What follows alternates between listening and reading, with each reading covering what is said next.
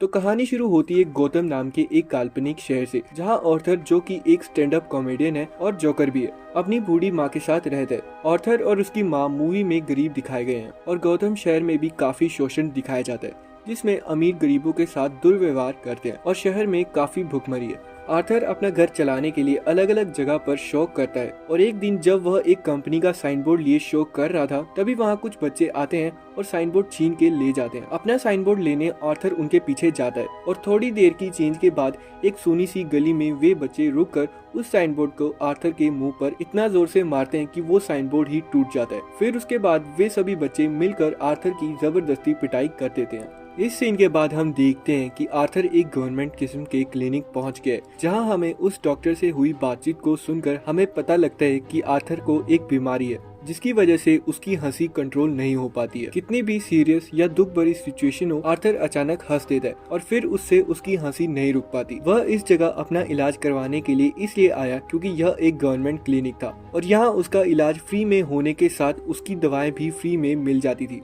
Clinic से निकलकर Arthur एक बस में बैठ घर आ जाता है। घर आने के बाद उसकी थोड़ी बहुत कन्वर्सेशन अपनी माँ के साथ होती है। अगले दिन जब आर्थर ऑफिस जा रहा होता है, तभी उसका एक फ्रेंड आता है और कल का किस्सा जानने के बाद आर्थर के हाथ में एक गन थमा देता है और कहता है कि इसे अपनी सेफ्टी के लिए यूज करना। आर्थर थोड़ा सा डरा हुआ पर्सन भी था, तो उसने वो गन लेने से मना कर दी, लेकिन थोड़ी देर बाद उसकी फ्रेंड ने आर्थर को कन्विंस कर लिया और उसने गन रख ली। उसके बाद आर्थर अपने बॉस से मिलता है और बॉस उससे कल वाला साइन बोर्ड मांगता है, तो वो नहीं दे पाता। इसके लिए बॉस उस पर काफी गुस्सा करता है और ये धमकी भी देता है कि अगर वो साइन बोर्ड नहीं ला पाया तो वह उसके चार्जेस उसकी सैलरी से ही काट लेगा। यह सुन आर्थर को बहुत गुस्सा आता है और बेमन से अपना काम खत्म कर रात को जैसे ही अपने अपार्टमेंट में जाता है, तभी वहाँ उसकी मुलाकात सोफी से होती है, जो इस अपार्टमेंट में नई नई शिफ्ट हुई है। फिर कुछ सीन्स में आर्थर सोफी को फॉलो करता है और इसी बहाने अब दोनों में अच्छी दोस्ती हो गई है और वे एक दूसरे से काफी बात भी करने लगे हैं। उसके बाद हम देखते हैं कि आर्थर को एक बच्चों के अस्पताल में जोकर का काम मिल जाता है, जहां वो बच्चों को हंसाने के लिए डांस कर रहा है, लेकिन तभी डांस करते करते अचानक उसकी जेब से वो गन गिर जाती है,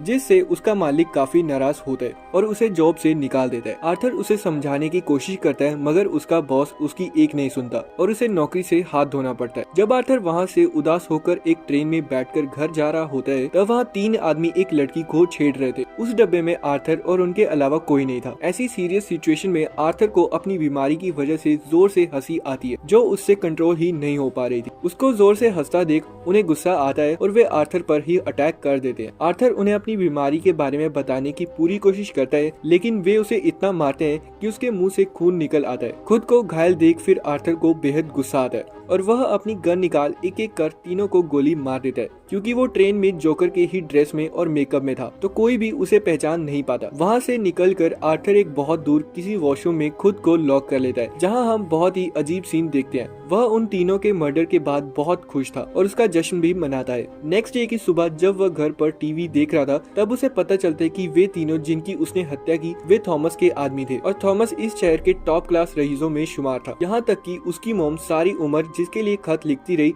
वो थॉमस ही था। अगले दिन जब आर्थर की दवाएं खत्म हो जाती हैं, तब वह उन्हें लेने के लिए उसी क्लिनिक पर जाता है, जहां वो अपना रेगुलर इलाज करवा रहा था, लेकिन वहां जाते ही उसे निराशा हाथ लगती है। शहर में बढ़ रही लगातार मंदी की वजह से वो क्लिनिक अब बंद हो गया था। इसके बाद आर्थर खुद को संभालते हुए स्टैंड अप कॉमेडी के शो में लौट जाता है, जहां उसे एक परफॉर्मेंस भी करनी थी और उसे देखने के लिए वो सोफी को भी इन्वाइट करता है। लेकिन जैसे ही वो परफॉर्मेंस करना शुरू करता है, तभी उसे अपनी बीमारी की वजह से जोर से हंसी आ जाती है और हंसी के मारे वह कुछ बोल भी नहीं पाता। हंसते हंसते बड़ी मुश्किल से वो शो खत्म करता है और एक खराब शो के बारे में सोचते हुए दुखी मन से अपने घर वापस आ जाता है। घर आने के बाद उसकी माँ उसे एक लेटर देती है और कहती है कि ये लेटर थॉमस तक पहुँचा दे। आर्थर उस लेटर को लेकर जब पढ़ना शुरू करता है, तो उसके होश उड़ जाते हैं। उस लेटर में उसे पता चलता है थॉमस, जो शहर के सबसे अमीर लोगों में गिना जाता है, वो उसका असली बाप है। इसे पढ़ने के बाद वो अपनी माँ से बहुत ज्यादा गुस्सा होता है और नेक्स्ट डे थॉमस से मिलने उसके बंगले के बाहर पहुंच जाता है, लेकिन उसका गार्ड वहाँ से उसे बिना मिले गेट से भगा देता है। यह देख उसे बड़ा दुख हुआ। वह आर्थर लाइफ में लगातार चोटें खा रहा था। इस दुख को सहन करते हुए जैसे ही आर्थर घर पहुंचा, तो वहाँ उसकी माँ की तबीयत खराब हो जाती है। आनन फानन में वो एम्बुलेंस बुलाता है और माँ को हॉस्पिटल ले जाता है। उसके बाद हॉस्पिटल में टीवी पर वह मूरी को देखता है, जो उसका आइडल था और वह आर्थर का मजाक उड़ा रहा था। अपने आइडल के द्वारा खुद की बेइज्जती आर्थर का दिल तोड़ देती है। इसके अगले सीन में हम देखते हैं कि एक जोकर द्वारा 3 लोगों की हत्या वाली खबर पूरे शहर में फैल चुकी थी, लेकिन मजे की बात यह थी कि पूरा शहर जोकर को सपोर्ट कर रहा था। यह देख आर्थर को बहुत खुशी होती है और वह एक मूवी थिएटर पर पहुंच जाता है जहां बहुत सारी भीड़ है और सबके सब जोकर वाला मास्क लगाकर उस थिएटर के बाहर विरोध कर रहे हैं, क्योंकि उस थिएटर के अंदर शहर के सारे अमीर लोग थे और उन्हें ये लगता था कि शहर की हालत के वे ही जिम्मेदार हैं। फिर वहाँ पुलिस आ जाती है और भगदड़ मच जाती है। आर्थर यहाँ दिमाग लगाकर सीक्रेट रास्ते से थिएटर के अंदर घुस जाता है और उस थिएटर के वॉशरूम में जाकर थॉमस से पहली बार मिलता है, जहाँ उसे पता चलता है कि उसकी माँ एक पागल है जो थॉमस को अपना पति बोलती है, और तो और वह भी अपनी माँ का सगा बेटा नहीं है बल्कि उसे भी उसने अडॉप्ट किया था। इस बात का आर्थर को यकीन नहीं होता और हंसने लगता है। थॉमस उसकी नाक में एक मुक्का मारता है और वहाँ से चला जाता है। अगले सीन में हम आर्थर को उसके घर देखते हैं और उसे एक सोच में डूबा हुआ पाते हैं। वो थॉमस की बातों से बहुत चौंका हुआ था। तभी उसके पास पुलिस का फोन आया और उसे उन 3 लोगों के मर्डर वाले केस की पूछताछ के लिए आने को कहा। पुलिस के फोन के बाद आर्थर का फोन दोबारा रिंग करता है और इस बार कॉल उसके फेवरेट और आइडल मूरी के शो की टीम में से था,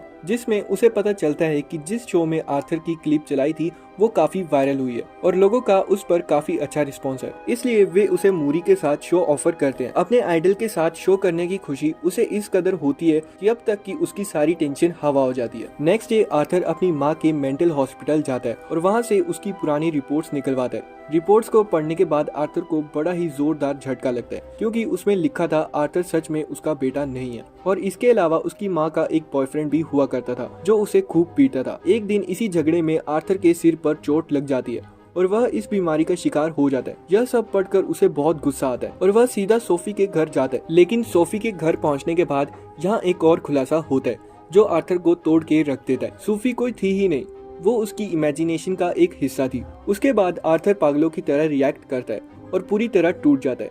वह गुस्से में अस्पताल पहुंचता है। वह अपनी माँ के मुंह पर तकिया रख उसकी सांस रोक देता है और उसकी बेरहम तरीके से हत्या कर देता है। आर्थर अंदर से जल रहा था और उसे कहीं भी सुकून नहीं मिल रहा था। यहाँ से हम फिल्म में आर्थर का डेविल वाला रूप देखते हैं। उसके बाद वह घर आकर बहुत देर तक खुद पर जोर से हंसता है और जोकर वाला मेकअप करके मूरी के शो में जाने की तैयारी शुरू कर देता है। तभी उसके 2 फ्रेंड उसके घर आ जाते हैं, लेकिन आर्थर अपने ही घर पर उन्हीं में से एक फ्रेंड की हत्या कर देता है, क्योंकि वह उसके वर्कलेस पर उसका मजाक उड़ाता था।